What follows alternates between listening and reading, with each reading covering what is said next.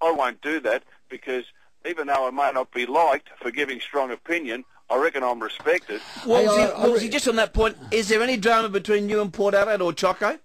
No, none at all. No history at all? None at all.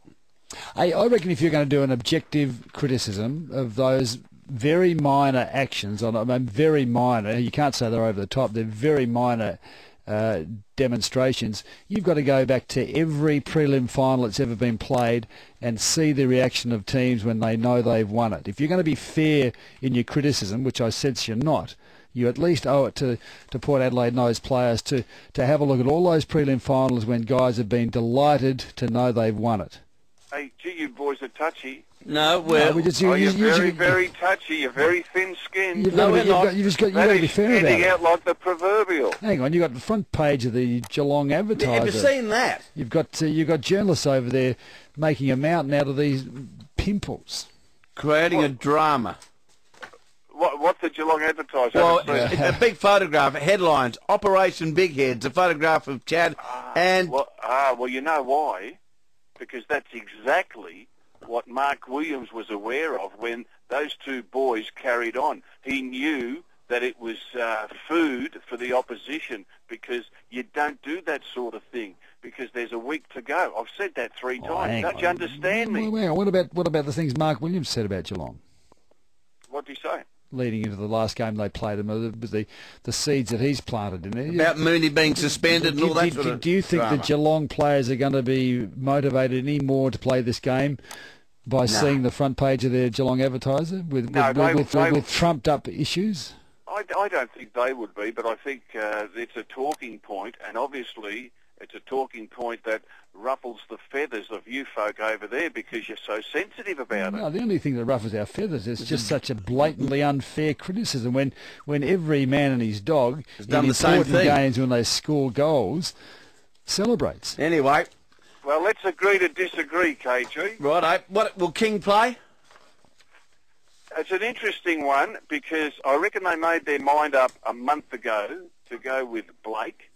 And in that month, Blake's done very little in the AFL, and King, playing in the VFL for Geelong, has gone along quite nicely. And I would think that, the statistics show that when Blake's on the field for Geelong, they get scored against far more than when Ottens is there. When Ottens is there, the team plays really well. If it was me, I would play King. But I have a feeling they won't upset the apple cart. Look, there's another young player there who's struggled. Nathan Ablett hasn't done too much in recent weeks, but I think they'll keep him at full forward. The thing about Geelong, they had 9 players on Friday night who were absolutely below their normal output, and I think they'll be better off for that. I think they'll go into this grand final in better shape than the Port Adelaide boys because they've had one hell of a fright. They've had a bad game and they still won, whereas I reckon Port Adelaide, they had very limited opposition, and so it was just too easy for them, and we had blokes clapping hands and bowing to the crowd and all that sort of thing. So I just reckon that Geelong will be primed after that poor performance, and of course they've played 2 games at the MCG in front of massive crowds. That's got to help. I thought I saw a few Geelong players celebrating goals too. Sure I did. You're like a dog with a bone, Gordon. Charlie Gardner has been in very good form for the Geelong VFL team. Now, they'd have to contemplate changing him and Nathan Ablett, wouldn't they? No, not at all.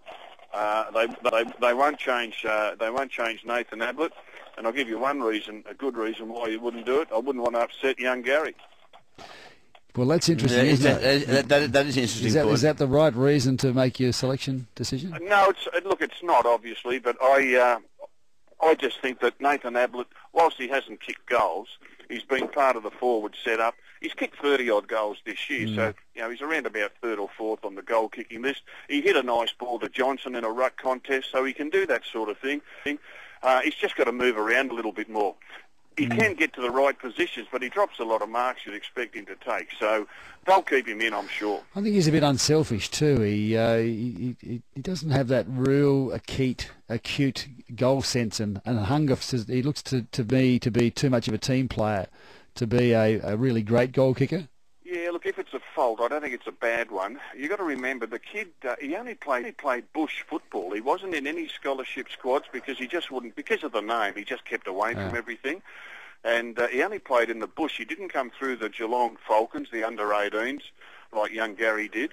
And he's very green, like he's a work in progress, and it's going to take some time. But you know, he may well be in a premiership this time next week. Can you say that word? He will be in a premiership this time next week. Can you say that word again?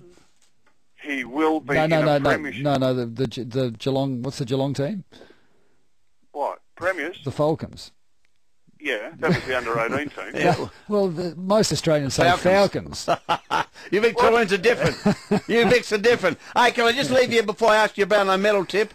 Hey, listen, JG. Yep. You pay me peanuts for coming on the radio each time. I hope you give me a big bag of peanuts this week. Hey, what was he? Were you critical of Tony Liberatore's celebration at half-time against the Crows in '97? Look, boys, you've got to draw a line in the sand and move on. You've got to get this behind you. I tell you what, I've never met a couple of blokes so obsessed. Oh, we're not making the issue. No, not at all. We're just responding to it. We're just responding to you guys. You're bound on medal tip. Brownlow medal tip, Chad Corns, Brent Harvey, Gary Ablett. Ooh. Okay. See you, Waldy. See you later. Is that going to upset you? No, that's fine with us. We'll have the scene with it. Okay, well, yeah, you've got to broaden your outlook, boys. See you, Waldy. See See you, boys. Ta-da. We'll see, the Liberatory was an example of an over-celebration. Stupid. Because Half-time. the game wasn't won. No. The game was...